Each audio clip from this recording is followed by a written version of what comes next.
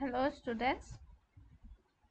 3 number পাঠ অণু আৰু পৰমাণু ৰাসায়নিক সংকেত লিখিবলৈ লাগে। আমি ইয়াতে ৰাসায়নিক সংকেতৰ বিষয়ে আছে পেজ নাম্বাৰ 39 আৰু অনুশীলনীটো আছে। এতিয়া কথাটো এইটো যে ৰাসায়নিক সংকেতৰ বিষয়ে আলোচনাৰ আগতে আমি ৰাসায়নিক সংকেতত যোজ্যতাৰ প্ৰয়োজন হয়, পৰমাণুৰ যোজ্যতাৰ প্ৰয়োজন হয় বেলেগ বেলেগ মৌলৰ। এতিয়া তাৰ কাৰণে আমি অলপ কিছু কথা জানি ল'ব লাগিব। তাৰ কাৰণে ইয়াতে বৰৰ যিটো পৰমাণু আৰ্হি আছে, আচলতে তোমালোকে এইটো 4 নম্বৰ পাঠতহে পাবা। 3 নম্বৰ পাঠত মই কিছু আলোচনা কৰি দিছোঁ আগতীয়াকৈ। ইয়াত এইটো হ'ল পৰমাণুৰ আৰ্হি। ইয়াত যিকোনো পৰমাণুৰে আৰ্হি এটা লোৱা হৈছে। ইয়াত যিবোৰ দেখা পোৱা গৈছে, ইয়াত এইবোৰ হ'ল শক্তি স্তৰ, যাক কোৱা হয় K shell, L shell, M shell আৰু এন চেল বুলি কোৱা হয়। প্ৰথম যিটো আৰু এই যি আছে যে ডাৰ্ক কালাৰৰ লোৱা হৈছে, ইয়াতে পি আৰু এন লিখা আছে। ইয়াতে কিছুমান কণিকা আছে যাক আমি প্ৰটন আৰু নিউট্ৰন কওঁ। তাৰ প্ৰথম আখৰটো লোৱা হৈছে চিম্বল হিচাপে পি আৰু এন। আৰু এইখিনি হ'ল, ইয়াক কোৱা হয় নিউক্লিয়াছ বুলি। মই জাষ্ট থুলমূলকৈ কৈছোঁ, ইয়াতে নিউক্লিয়াছ বুলি কোৱা হয়। এতিয়া এই ইলেক্ট্ৰন বুলি যে আমি যে শুনি আছোঁ যে ইমান দিনে যে ইলেক্ট্ৰনৰ বিষয়ে যে আমি শুনি আহিছোঁ, ইলেক্ট্ৰন পৰমাণুবোৰত পোৱা এবিধ কণিকা হয়, পৰমাণুতকৈ সৰু হয়। সেই কণিকাবোৰ কি হয়, নিউক্লিয়াছৰ চাৰিওফালে এই শক্তি স্তৰসমূহত ঘূৰি থাকে। যেনে ধৰা এইটো এটা ইলেক্ট্ৰন হয়, এইটো এটা ইলেক্ট্ৰন। এনেধৰণে শক্তি স্তৰত কি হয়, নিউক্লিয়াছৰ চাৰিওফালে ঘূৰি থাকে। আৰু ইয়াত এটা প্ৰতিটো শক্তি স্তৰতে যেনেকে তেনেকে ইলেক্ট্ৰনবোৰ থাকিব নোৱাৰে, তাৰ এটা নিৰ্দিষ্ট সংখ্যা আছে। প্ৰথমটো 2টা ইলেক্ট্ৰন থাকিব পাৰে, নেক্সটটোত 8টা ইলেক্ট্ৰন থাকিব পাৰে। এতিয়া যদি কে চেলত 2টা ইলেক্ট্ৰন আছে, তেন্তে এল চেলত 8টা ইলেক্ট্ৰন হ'ব লাগিব। আৰু প্ৰত্যেকটো পৰমাণুতে এই K shell, L shell, M shell, N চেললৈকে নাথাকে। কিছুমানৰ কে চেললৈকে থাকে আৰু কিছুমানৰ এল চেললৈকে থাকে, কিছুমানৰ এম চেল, কিছুমানৰ এন চেললৈকে থাকে। এতিয়া কথাটো এইটোৱে যে যেতিয়া বহিৰ্তম কক্ষপথ থাকে, মানে এইবোৰক চেলৰ শক্তি স্তৰৰ লগতে কক্ষপথ বুলিও কোৱা হয়। একেবাৰে যিটো লাষ্ট চেল হ'ব, ধৰা এইটো পৰমাণুৰে আৰ্হিটো যদি লওঁ, লাষ্ট চেলটো হ'ল আমাৰ এন চেল। এতিয়া এন চেলত কি হ'ব, সৰ্বোচ্চ ইলেক্ট্ৰন থাকিব পাৰিব কেৱল 8টা, তাতকৈ বেছি থাকিব নোৱাৰে। 8টাতকৈ কম থাকিব পাৰে, কিন্তু 8টাতকৈ বেছি থাকিব নোৱাৰে। অৰ্থাৎ যদি মই আকোঁ, ইয়াতে এইটো এটা ইলেক্ট্ৰন হ'ব, সৰ্বোচ্চ হ'ল আমাৰ 8টা।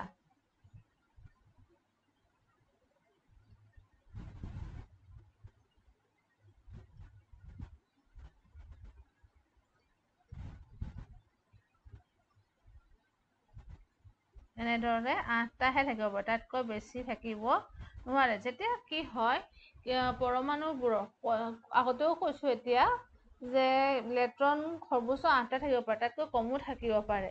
যেতিয়া কম থাকে নহয়, তেতিয়া কি হয়, সিহঁতে সেই পৰমাণুৱে ইলেক্ট্ৰন ত্যাগ কৰিব পাৰে বা গ্ৰহণ কৰিব পাৰে। ইলেক্ট্ৰন ত্যাগ বা গ্ৰহণ কৰি কি কৰিব পাৰে, সৰ্বোচ্চ 8টা ইলেক্ট্ৰন কৰি ল'ব পাৰে। আৰু তেনেধৰণৰ কৰোঁতে আমি যে 2 নম্বৰ চেপ্টাৰত যৌগ পাইছিলোঁ, অণু বিষয় পাইছিলোঁ, অণু গঠন কৰে। বা এনেধৰণৰ হয় যে সেই পৰমাণুবোৰে ইলেক্ট্ৰন ভাগ বতৰা কৰে বা শ্বেয়াৰ কৰে, যিটো আমি ইংলিছত শ্বেয়াৰ কৰা বুলি যে কওঁ, যে ভাগ বতৰা কৰি নিজৰ কক্ষপথত 8টা ইলেক্ট্ৰন কৰিবলৈ বিচাৰে। আৰু যাৰ কাৰণে সিহঁত কি হয়, সুস্থিৰ হৈ পৰে, বা ইংলিছত যদি আমি কওঁ ষ্টেবল হৈ পৰে। সিহঁতে তেতিয়া আন মৌলৰ পৰমাণুৰ লগত ৰাসায়নিক বিক্ৰিয়া নকৰে। কিন্তু এই ৰাসায়নিক বিক্ৰিয়াৰ দ্বাৰাই কি হয়, যেতিয়া 8টা ইলেক্ট্ৰন নাথাকে বা একেবাৰে বাহিৰৰ কক্ষপথ বা চেলত, তেতিয়া সিহঁতে ৰাসায়নিক বিক্ৰিয়াৰ দ্বাৰাই সেই 8টা ইলেক্ট্ৰন কৰিব বিচাৰে সেই বহিৰ্তম কক্ষপথটোত, যাতে কি হয়, ৰাসায়নিক বিক্ৰিয়াৰ দ্বাৰা সুস্থিৰ বা ষ্টেবল হ'ব পাৰে। এতিয়া এইখিনি কথা মেইনলি মই জনাইছোঁ। এতিয়া নেক্সট কথাটো হ'ল, এতিয়া কি হয়, যে কিছুমান পৰমাণু ইলেক্ট্ৰন ত্যাগ কৰিব পাৰে আৰু কিছুমানে গ্ৰহণ কৰিব পাৰে। এই যেতিয়া ধাতু আৰু অধাতুবোৰৰ পৰমাণু ক্ষেত্ৰত এইবোৰ দেখা পোৱা যায়। এতিয়া ইহঁতে কি কৰে, যিটো অণু গঠন কৰে বা যৌগ গঠন কৰে তাত আধানযুক্ত কণা থাকে আৰু এইবোৰক কোৱা হয় আয়ন বুলি কোৱা হয়। ইহঁতক কোৱা হয় আয়ন। এতিয়া আয়নবোৰ কিছুমান কি হয়, ঋণাত্মক হয় আৰু কিছুমান ধনাত্মক হয়। আৰু এই আয়নবোৰ লগ হৈ এটা যৌগৰ গঠন কৰে আৰু যি যৌগ গঠন কৰে তাক কোৱা হয় আয়নীয় যৌগ। কোৱা হয় আয়নীয় যৌগ। এতিয়া ইয়াতে যদি আমি চাওঁ যে ঋণাত্মক আধানযুক্ত আয়ন এটাক এনায়ন বুলি কোৱা হয়। এতিয়া ইয়াত যদি আমি চাওঁ ব্ৰমাইডৰ ক্ষেত্ৰত ইয়াত মাইনাছ আছে, ক্লৰাইডৰ ক্ষেত্ৰত মাইনাছ আছে, অনলি ওৱান মাইনাছ আছে। দেখিছানে, ক্লৰাইড এনেধৰণৰ হৈ আছে, মাইনাছ এটা আছে। তাৰ মিনিং কি জানানে? যদি আমি চাওঁ ক্লৰাইড এনেধৰণৰ মাইনাছ আছে, তাৰমানে ক্লৰিনে এটা ইলেক্ট্ৰন গ্ৰহণ কৰি লয়, গ্ৰহণ কৰিব বেলেগ মৌলৰ পৰমাণুৰ পৰা। যেতিয়া গ্ৰহণ কৰি লয় তেতিয়া কি হয়, ক্লৰাইড আয়ন হৈ পৰে। আৰু যিহেতু ই ঋণাত্মক হয় সিহঁতক কোৱা হয় এনায়ন। আৰু যিহেতু এটা ইলেক্ট্ৰন গ্ৰহণ কৰিয়ে অণু গঠন কৰিব পাৰে, গতিকে ইহঁতৰ যোজ্যতা হ'ল 1। তাকে ইয়াতে বুজোৱা হৈছে, দেখিছেনে, 1 দিয়া হৈ আছে, যোজ্যতা 1 হৈছে। তেনেদৰে ব্ৰমাইড আয়ডাইডৰ ক্ষেত্ৰত অক্সিজেনে কি কৰে, দুটা ইলেক্ট্ৰন গ্ৰহণ কৰে। আমি পাইছিলোঁ নহয় দুটা ইলেক্ট্ৰন, আগৰ লিষ্টখনত দুটা ইলেক্ট্ৰন কি হয়, গ্ৰহণ কৰে কাৰণে যোজ্যতা 2 হৈ গৈছে আৰু অণু গঠন কৰিব পাৰে। গতিকে যিহেতু দুটা ইলেক্ট্ৰন কি কৰিছে, গ্ৰহণ কৰিছে, সেইকাৰণে ইলেক্ট্ৰনৰ আধানটো হ'ল ঋণাত্মক, মাইনাছত আহে, ঋণাত্মক হয়, নিগেটিভ, যিটো কোৱা হয় নিগেটিভ বুলি কোৱা, মাইনাছ কোৱা নহয়, নিগেটিভ বুলি কোৱা হয়।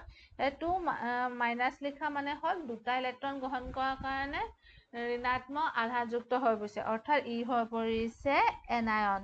আৰু ইয়াত যদি আমি চাওঁ ছডিয়াম, ছডিয়াম কি লিখা আছে, ছডিয়াম প্লাছ লিখা আছে, অৰ্থাৎ ছডিয়ামে যেতিয়া এটা ইলেক্ট্ৰন ত্যাগ কৰে, ত্যাগ কৰাৰ লগে লগে এই ত্যাগ কৰিছে যে এটা ইলেক্ট্ৰন, সেইটো হ'ল ছডিয়ামৰ যোজ্যতা, মানে 1 হ'ল ছডিয়ামৰ যোজ্যতা, কাৰণ ইয়াৰ দ্বাৰা অণু গঠন কৰিব পাৰে। আৰু যেতিয়া এটা ইলেক্ট্ৰন ত্যাগ কৰে তেতিয়া কি হয়, ই ধনাত্মক আধানযুক্ত হৈ যায়। যিহেতু ঋণাত্মক আধান এটা কমি যায়, গতিকে ই কি হ'ব, ধনাত্মক আধানযুক্ত হৈ যায় আৰু তাক কোৱা হয় কেটায়ন। আৰু ইয়াক প্লাছ চিনেৰে মানে পজিটিভ বুলি দেখুওৱা হয়। তেনেদৰে মেগনেছিয়ামৰ ক্ষেত্ৰত যদি আমি চাওঁ, মেগনেছিয়ামৰ দুটা ইলেক্ট্ৰন ত্যাগ কৰিব পাৰে আৰু তাৰ দ্বাৰা অণু গঠন কৰিব পাৰে। যেতিয়া মেগনেছিয়াম দুটা ইলেক্ট্ৰন ত্যাগ কৰিব তেতিয়া হৈ পৰিব মেগনেছিয়াম আয়ন। গতিকে Mg2+, এলুমিনিয়ামে কি কৰিব পাৰে, 3টা ইলেক্ট্ৰন ত্যাগ কৰিব পাৰে, গতিকে Al3+ হৈছে আৰু ইয়াৰ যোজ্যতা কি হৈছে, 3 হৈছে। এইখিনি আমি পালো। এইখিনিকে আমি ইয়াতে পাইছো যে ধাতু আৰু অধাতুৰে গঠিত যৌগবোৰত আধানযুক্ত কণা থাকে, এইবোৰক আয়ন বোলা হয় আৰু যৌগবোৰক আয়নীয় যৌগ বোলা হয়। আৰু কেতিয়াবা কি হয়, এটা আয়নতে কি থাকে, একাধিক পৰমাণুৰ আধানযুক্ত গোট লগ হৈ পেলাই সৃষ্টি হয়, যাক কোৱা হয় বহু পাৰমাণৱিক আয়ন। যেনেদৰে আমি ইয়াতে যদি আমি চাওঁ, বহু পাৰমাণৱিক আয়ন হ'ল এমনিয়াম, এইটো এটা, তাৰপিছত হাইড্ৰক্সাইড, নাইট্ৰেট, দেখিছে ইহঁতৰ মাইনাছ আছে নহয়, ইয়াতে এটা ইলেক্ট্ৰন কি হয়, ত্যাগ কৰিব পাৰে, ইয়াতে এটা ইলেক্ট্ৰন গ্ৰহণ কৰিব পাৰে, ইয়াতে এটা ইলেক্ট্ৰন গ্ৰহণ কৰিব আৰু ইয়াতে কি কৰিব, ত্যাগ কৰিব। তেনেকৈ কাৰ্বন, সেইকাৰণে যোজ্যতা 1 এটা ইলেক্ট্ৰনৰ ক্ষেত্ৰত হোৱাৰ কাৰণে, ত্যাগ বা গ্ৰহণ কৰাৰ কাৰণে। কিন্তু কাৰ্বনেটৰ ক্ষেত্ৰত কি হৈছে, CO3 2- আছে, অৰ্থাৎ দুটা ইলেক্ট্ৰন কি কৰিব, গ্ৰহণ কৰিব, গতিকে যোজ্যতা কি হৈ পৰিছে, 2 হৈ পৰিছে। এইখিনি হ'ল আমাৰ বহু পাৰমাণৱিক আয়ন। এতিয়া আমি সংকেত লিখিবলৈ চেষ্টা কৰিম পেজ নাম্বাৰ 39 প্ৰশ্নাৱলীত দিয়া 1 নম্বৰটো। তাৰ কাৰণে আমি ফাৰ্ষ্ট এনেদৰে চিহ্নখিনি লিখি ল'ম। যি আমাৰ চিহ্ন দিয়া হৈ আছে সেই চিহ্ন প্ৰথমতে আমি লিখি ল'ব লাগে। গতিকে ছডিয়ামৰ চিহ্ন হ'ল Na আৰু অক্সাইডৰ হ'ল O।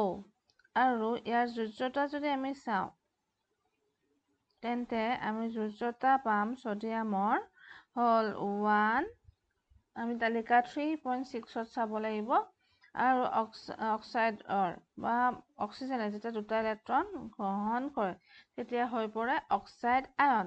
গতিকে আমি এনেদৰে লিখিম আৰু আমি পাম সংকেতটো। আমাৰ সংকেতটো হ'ব Na2O।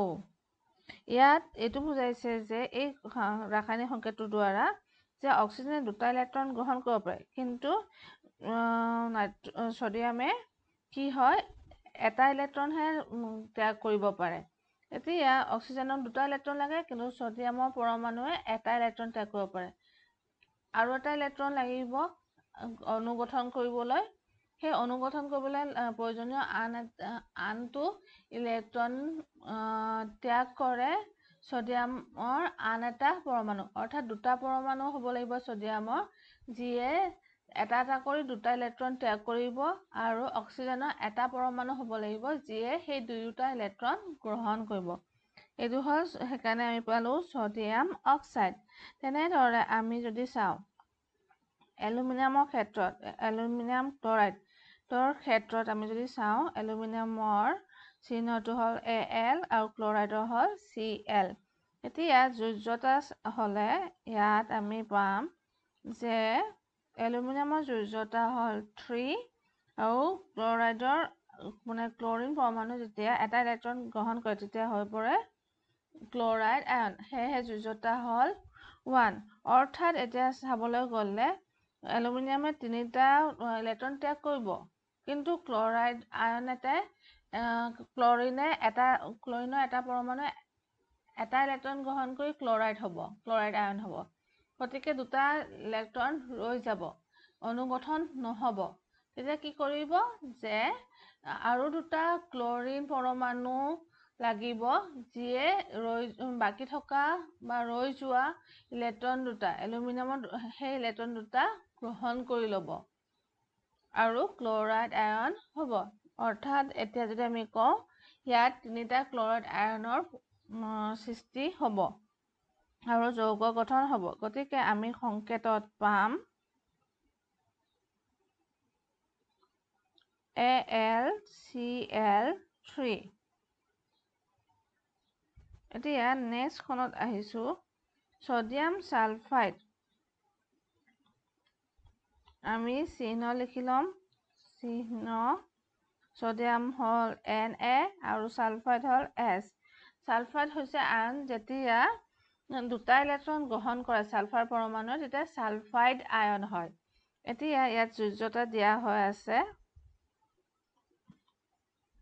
ছডিয়ামে এটা ইলেক্ট্ৰন ত্যাগ কৰিব পাৰে আৰু ছালফাইড হ'বলৈ হ'লে ছালফাৰে দুটা ইলেক্ট্ৰন গ্ৰহণ কৰিব লাগিব। গতিকে আমাৰ সংকেতটো হ'ব Na2S, অৰ্থাৎ দুটা ছডিয়ামৰ পৰমাণু লাগিব যিয়ে ইলেক্ট্ৰন ত্যাগ কৰিব দুটা এটা এটা কৰি, আৰু ছালফাৰৰ এটা পৰমাণু লাগিব যিয়ে সেই দুয়োটা ইলেক্ট্ৰন গ্ৰহণ কৰি ল'ব আৰু অনুগঠন হ'ব ছডিয়াম ছালফাইড। তেনেদৰে আমি মেগনেছিয়াম হাইড্ৰক্সাইড, এইটোত মন কৰিবলগীয়া কথা যে হাইড্ৰক্সাইড হ'ল বহুপাৰমাণৱিক আয়ন। বহুপাৰমাণৱিক আয়ন থকা যৌগবোৰ লিখা এটা নিৰ্দিষ্ট পদ্ধতি আছে, সেইটো আমি ফ'ল' কৰিব লাগিব। প্ৰথমতে আমি চাম মেগনেছিয়ামৰ চিহ্ন হ'ল Mg, হাইড্ৰক্সাইডৰ হ'ল OH। বেলেগ বেলেগকৈ নিলিখে, একেলগে লিখিব লাগিব। আৰু ইয়াতে যদি তালিকা 3.6ত চোৱা তেন্তে গম পাবা ইয়াতে বহুপাৰমাণৱিক আয়নো দিয়া হৈ আছে।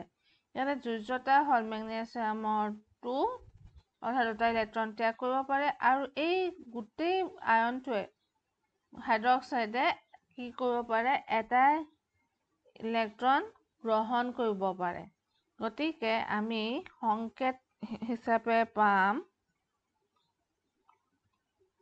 আমি ইয়াতে ডাইৰেক্ট লিখিব পাৰিছিলোঁ নহয়, ইয়াত কিন্তু কেনেকৈ লিখিব লাগিব জানানে, MgOH2 মানে মেগনেছিয়াম হাইড্ৰক্সাইড।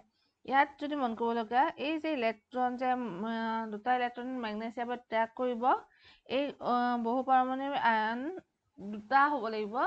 সেই বহুপাৰমাণৱিক আয়ন দুটা মানে OH কৰি দুটা হ'ব লাগিব, যিয়ে সেই দুটা ইলেক্ট্ৰন গ্ৰহণ কৰিব। সেইকাৰণে এনেদৰে লিখিছোঁ। অকল অক্সিজেন বা হাইড্ৰজেনে নলয়, ইয়াতে সেইটো এটা টিম হিচাপে, এটা গ্ৰুপ হিচাপে কাম কৰিব OH মানে হাইড্ৰক্সাইডে। নেক্সট আহিলোঁ, ইয়াতে দিছে কুৱেশ্যন নম্বৰ 2, তলৰ সংকেতবোৰ বুজোৱা যৌগবোৰৰ নাম লিখা। তাৰ কাৰণে আমি আকৌ তালিকা 3.6 চাব লাগিব। চালে আমি দেখা পাওঁ যে Al মানে হ'ল আমাৰ এলুমিনিয়াম আৰু SO4 হ'ল আমাৰ ছালফেট। গতিকে আমি লিখিব পাৰোঁ এলুমিনিয়াম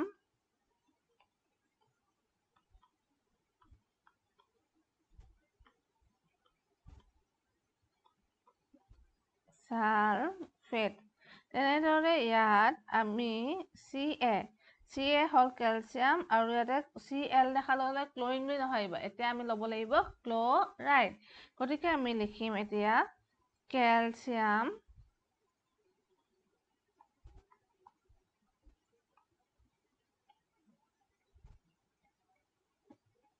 ক্লৰাইড। তেনেদৰে ইয়াতে হ'ব K2ৰে আমাৰ পটেছিয়াম বুজাইছে, গতিকে আমি পাম পটেছিয়াম, আৰু SO4ৰে বুজাইছে ছালফেট। চ' আমি লিখিম পটেছিয়াম ছালফেট। তেনেদৰে K2ৰে ইয়াতো কি বুজাইছে, পটেছিয়াম, আৰু NO3ৰে বুজাইছে নাইট্ৰেট। গতিকে আমি পাম পটেছিয়াম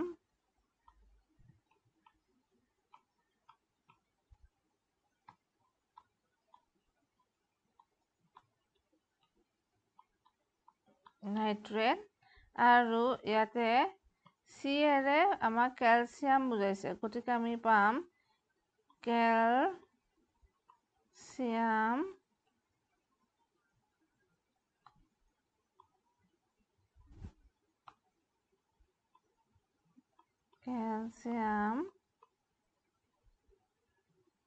কাৰ্বনেট।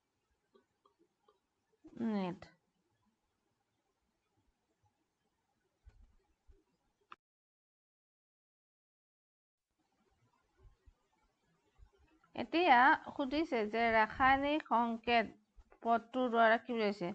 এই যে আমি যে ৰাসায়নিক সংকেতবোৰ পাইছোঁ, aluminium sulphate, calcium chloride, potassium sulphate, potassium nitrate, এনেদৰে এই সংকেতবোৰ দ্বাৰা কি বুজাইছে সুধিছে। মৌলৰ পৰমাণু যেনেকৈ চিহ্নৰ দ্বাৰা, যেনে ধৰা কাৰ্বন হ'লে আমি C লিখোঁ, অক্সিজেন হ'লে O লিখোঁ, হাইড্ৰজেন হ'লে H, ছডিয়াম হ'লে Na, ক্লৰিন হ'লে কি লিখোঁ, Cl লিখোঁ। তেনেকৈ যৌগ বা অণু সূচিত কৰাৰ বাবে ৰাসায়নিক সংকেত লিখা হয়। যেনে উদাহৰণস্বৰূপে যদি ইয়াত চাওঁ, ই এটা যৌগ বা অণু, এইটো এটা যৌগ, এইটো এটা যৌগ, যৌগ। আমি যৌগ বুজাবলৈ ৰাসায়নিক সংকেত ব্যৱহাৰ কৰোঁ। তাৰ উপৰি কোনো পদাৰ্থৰ সংকেতৰ পৰা 4টা কথা আমি জানিব পাৰোঁ। সেইকেইটা হ'ল, ই পদাৰ্থটোৰ এটা অণুক সূচিত কৰে, যেনে ছডিয়াম ক্লৰাইড, খোৱা নিমখ। ছডিয়াম ক্লৰাইড হ'ল আমাৰ খোৱা নিমখ।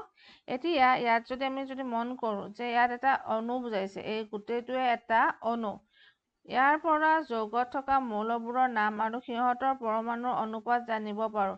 ইয়াত আমি জানিব পাৰোঁ যে মৌল, ইয়াত কি আছে, ছডিয়াম আছে আৰু আছে ক্লৰাইড।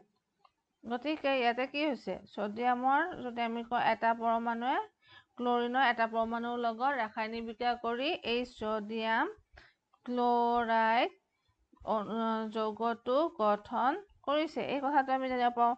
এই পদাৰ্থটো আণৱিক ভৰ সূচিত কৰে। আমি ছডিয়াম আৰু ক্লৰিনৰ যদি আমি পাৰমাণৱিক ভৰ জানো, তেন্তে আমি দুয়োটা যোগ কৰি পেলাই আণৱিক ভৰ উলিয়াব। তেনেদৰে আন যৌগসমূহৰো আমি আণৱিক ভৰ উলিয়াব পাৰোঁ। পদাৰ্থটো আণৱিক ভৰত বিভিন্ন মৌলৰ ভৰৰ অনুপাত জানিব পাৰোঁ। যে কি অনুপাতত আছে আমি গম পাব পাৰোঁ।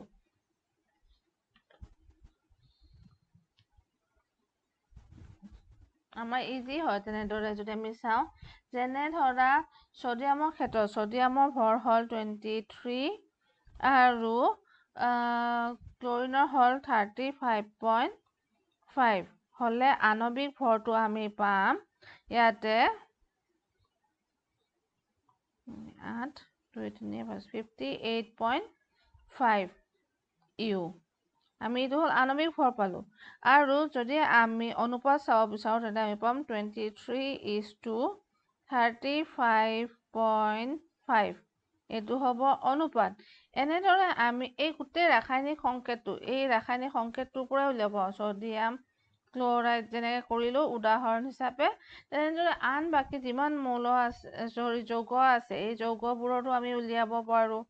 আগত যিটো আমি পাইছিলোঁ ছডিয়াম ছালফাইড, মেগনেছিয়াম হাইড্ৰক্সাইড, এই সকলোবোৰৰ ক্ষেত্ৰত আমি উলিয়াব পাৰোঁ।